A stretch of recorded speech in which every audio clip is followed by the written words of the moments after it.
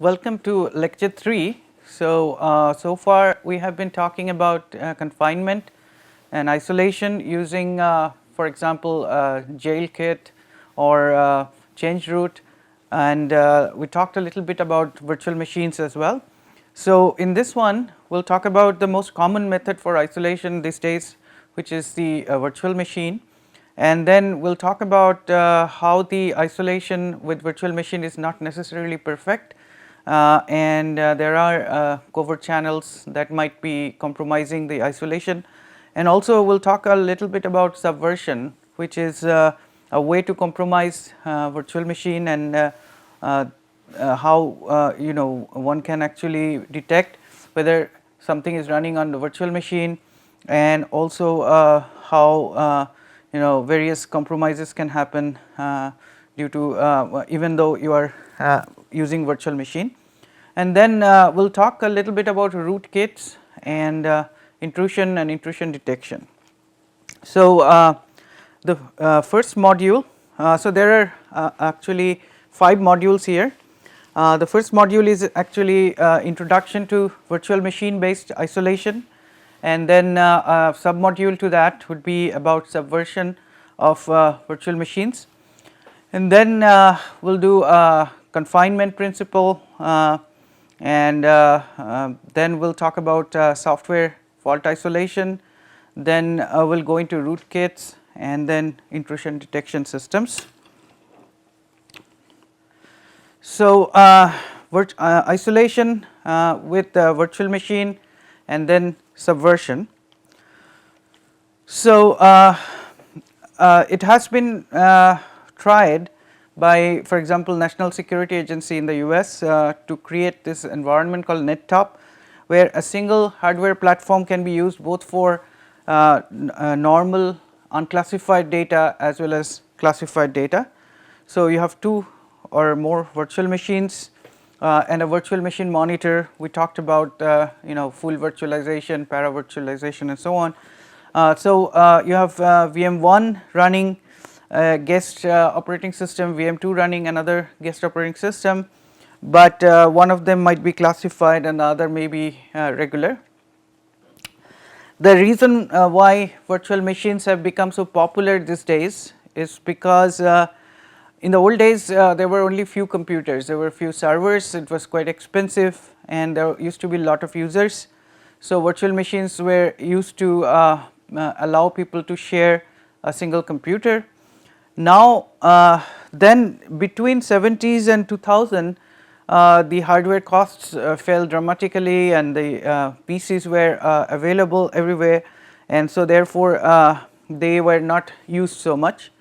But since 2000 the reason is a little different, where you have too many computers and too few users, and there are many services that run, like print server, mail server, web server, file server, database server, and so on.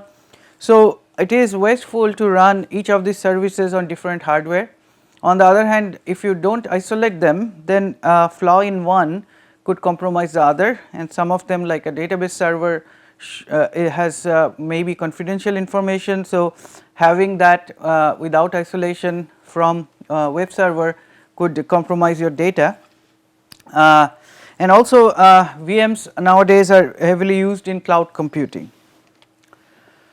So the reason why this isolation is popular is because of some security assumptions.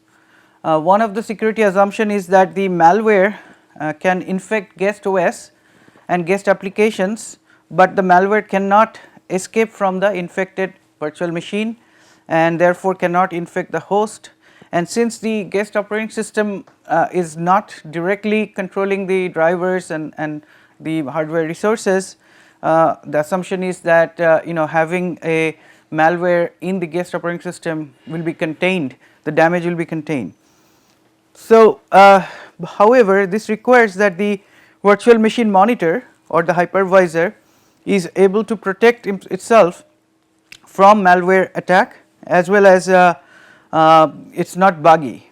And the assumption is not completely unrealistic, because virtual machine monitors are substantially simpler than the full operating system, and therefore and the device drivers will run in the host OS. Therefore, the VMM can be checked and tested, and one can be more assured that the VMM is not buggy, and at least it does not have security flaws and so on, which is a strong assumption, which is not necessarily the case for if you go into the CVE database, you will find for almost all virtual machines there has been security flaws discovered. The other problem is that even though we assume that the virtual machines are isolating the applications, and therefore data, classified data in one and unclassified data in the other on the same hardware might be okay, but people have found that there are covert channels that could be created by clever applications or clever malware that could leak classified information data from the secure VM to the unclassified VM, and there may be many different types of covert channels. So, we will talk about one. So, let us say you have a secret document in the classified VM and it gets infected by a malware. So, what the malware would like to do is to let us say leak a security key, for example, to the public VM or unclassified VM, and then let us say it also infects this public VM with a listener. And since the public VM has more liberty to communicate with the outside world, so this once this data comes from here to here, then you are going to get that data out. Now, what kind of covert channels may exist?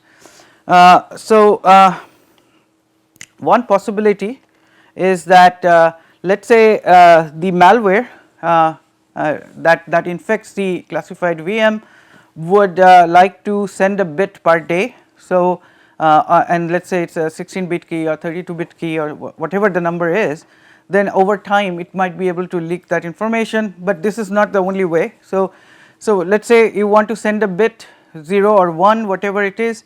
So, the rule it creates is that at 1 AM every night the malware will start a very CPU intensive calculation, and if the bit is 1 that it wants to send and 0 otherwise. Now, these two virtual machines are sharing the same CPU, and therefore for the other virtual machine to detect that some extremely intensive calculation is going on for so much time is not that difficult, and therefore it gets the bit, and you can encode this in many different ways, not necessarily you can send 2 bits of information if you have 4 possible behaviors, distinguishable behaviors which can be distinguished from the other VM and so on. And it can also do this by looking at the completion time of that computation and things like that. So, this is what is called also called a side channel based attack. So, therefore, the side channel this side channel could be actually from file lock status, cache contents, interrupts, anything that the two VMs share could be actually a source of side channel. Now, the question is if you have two system with 2 CPUs instead of 1, then one is running a classified VM, the other is public VM. The question is, are there covert channels between these two VMs even then? And the answer is yes, there could be covert channels based on, for example, how they read the memory, because the main memory is shared. So, and there are many other things that could be checked for, and depending on what you are checking, the time taken to actually check that might be different, but this is quite possible to have this. Now, we are going to look into a few interesting things about virtual machines, and one is what is called a virtual machine introspection, and we will be releasing this paper with the material. And the issue is that suppose you have antivirus in your system and you are looking for malware, and an attack would be to actually turn off the antivirus or turn off any kind of checking. So, now if you are going to run an antivirus or an intrusion detection system, it would run partly as OS kernel as in the kernel mode, and some as some part of it would run as user space process. So, a kernel rootkit, and we will talk about rootkit later. It's sort of a set, a collection of malware that together achieves an attack. So, a rootkit can shut down the protection system, the antivirus system, or the intrusion detection system, and that is very common for malware. First thing that the malwares do. Now, one standard solution is, instead of running the intrusion detection system at the host level, run it at the network level. But we will see towards the end of this lecture that in the module 3.5, I believe that IDS systems running on the network has insufficient visibility into the user's machine. So therefore, this is not a very good solution. So, another approach would be to run IDS as part of the VMM, the virtual machine monitor, and this is supposed to be protected from malware for reasons we talked about before. So, VMM can actually monitor virtual hardware for anomalies, and then it can do a virtual machine introspection, and that allows you to check the internals of the guest virtual machines. So, this is the kind of the schematic of this. So, you are running the IDS as part of the virtual machine monitor, and then it has visibility into the infected VM as well as any kind of emulated hardware, and therefore, it can actually check for those things. However, so now what kind of checks it can do? So, one of the check could be that this intrusion detection system basically does the following. So, first of all, the threat model is that the rootkit malware will create processes that are invisible to standard PS, the process listing, and it might open sockets that are invisible to netstat. So, let us say that is what the rootkit malware is doing. So, this is one of the sample check that the IDS residing on the VMM can do is that it asks the guest OS to list processes, and it also lists processes running in the guest OS from its vantage point, and if they do not match, then you kill the VM. So, that is the what is called lie detector check, because it seems this part is actually lying.